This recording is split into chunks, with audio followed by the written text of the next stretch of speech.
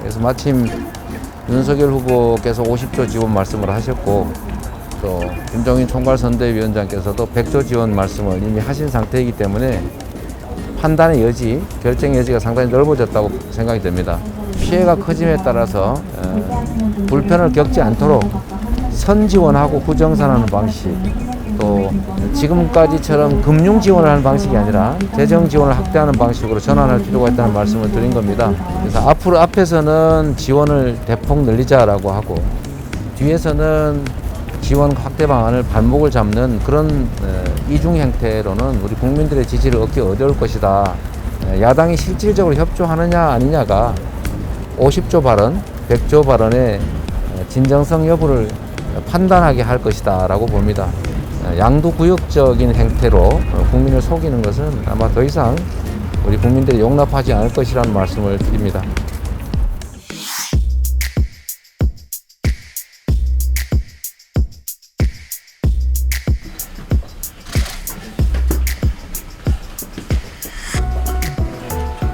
저희 병원은 모든 서울 시민에게 최상의 의료 서비스를 제공하는 아래와 같은 항목으로 열심히 일을 하고 있습니다. 생활치료센터를 여러 군데 운영을 했고 2020년부터 제가 황당할 정도로 줄을 많이 서고 있더라고요. 평일 아침부터. 그것도 문제고. 검사 양이 늘어나면 환자가 늘어날 텐데 환자가 늘어나는 만큼 병실 중위중증 환자 관리가 핵심이잖아요, 사실. 좀 더 신경을 좀 써야 될 것 같긴 합니다. 결국은 방역 강화로 갈 수밖에 없을 거고, 그것도 미룰 수는 없고, 방역 강화로 가면 우리 국민들의 고통이 커질 테니까 그에 대해서 선제적으로 대책을 강구해서 억울하지 않게 손해봤다는 느낌 안 들게 그런 조치가 꼭 필요할 것 같긴 합니다. 아니 지금 이제 그 진행하려고 지금 저희들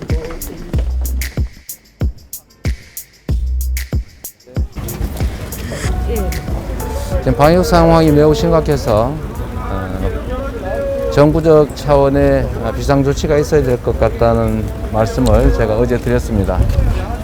제가 어제는 선제적인 검사 때문에 하루 일정을 다 취소했는데 오늘 상황을 보면 계속 환자 수가 많이 늘어나고 있어서 좀 더 적극적이고 선제적인 조치가 필요하겠다는 생각이 듭니다. 가장 중요한 것은 아마도 이제 환자 발생 숫자의 증가에 따라서 이제 위중증 환자가 증가하고 결국 위중증 환자에 대한 대응 시스템이 매우 좀 한계에 도달하고 있어서 병실 확보, 의료 인력 확보 이 문제에 우리가 좀 더 신경을 써야 될 것 같아서 오늘 보라매 병원에 한번 상황을 보러 왔습니다. 향후보다 사전으로 소상공인 지원 시스템 패러다임이 전환돼야 된다는 얘기했는데 후보님이 생각하시는 방안은 어떤 건지 그리고 지금까지 진행된 음식품 대우들 논쟁에서 맥락이 달라지는 것인가요? 말씀드렸던 것처럼 지금 다시 이제 대유행이 확산되고 있기 때문에 불가피하게 아마도 사회적 거리두기 강화라든지 방역 지침을 강화해야 될 상황이 되는 것 같습니다. 다만 조금 상황이 개선되는가 싶다가 다시 이제 방역을 강화하게 되면 우리 국민들 또 그 중에서도 소상공인 자영업자분들이 겪는 고통이 너무 클 수가 있습니다. 지금까지는 주로 금융 지원, 즉 현재의 피해를 미래로 미루는 방식의 대응을 해왔고 정부의 재정 지원은 매우 취약했기 때문에 앞으로 더 견뎌내기가 쉽지 않을 거라는 판단이 듭니다. 그래서 마침 윤석열 후보께서 50조 지원 말씀을 하셨고 또 김종인 총괄선대위원장께서도 100조 지원 말씀을 이미 하신 상태이기 때문에 정부의 판단의 여지, 결정 여지가 상당히 넓어졌다고 생각이 됩니다. 그래서 지금까지와는 좀 다르게 우리 방역 지침을 강화하는 경우에 우리 일선에 계신 자영업자, 소상공인 그리고 우리 국민 여러분들께서 불안하거나 또는 피해가 커짐에 따라서 불편을 겪지 않도록 선지원하고 후정산하는 방식 또 지원과 보상을 적절하게 섞고 그 중에서도 특히 지금까지처럼 금융 지원을 하는 방식이 아니라 재정 지원을 확대하는 방식으로 전환할 필요가 있다는 말씀을 드린 겁니다. 지금 정부로서는 재정 지원 확대에 따라서 국가 재정 부담이 늘어나는 것이 매우 부담스러울 수 있는데 마침 야당의 적극적인 주장도 있고 또 저의 입장도 지금까지의 지원이 매우 적었다. 또 지원을 늘려야 된다는 입장이기 때문에 정부에서도 적극적으로 추경 편성으로 화답해 주시기를 기대합니다. 오늘 입장을 낸 것은 그와 같은 방향을 천명했다고 보시면 되고 야당의 적극적인 논의 참여 또 정부의 적극적인 지원 또는 보상 방안 추진을 요청드립니다.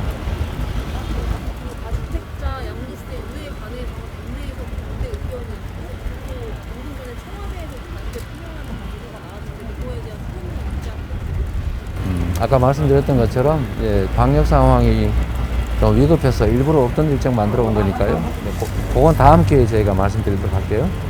이번 임시국회에서부터는 손실보상법이 개정이 돼가는 상황인데 야당에서는 적극적으로 응하지 않고 있는 상황입니다.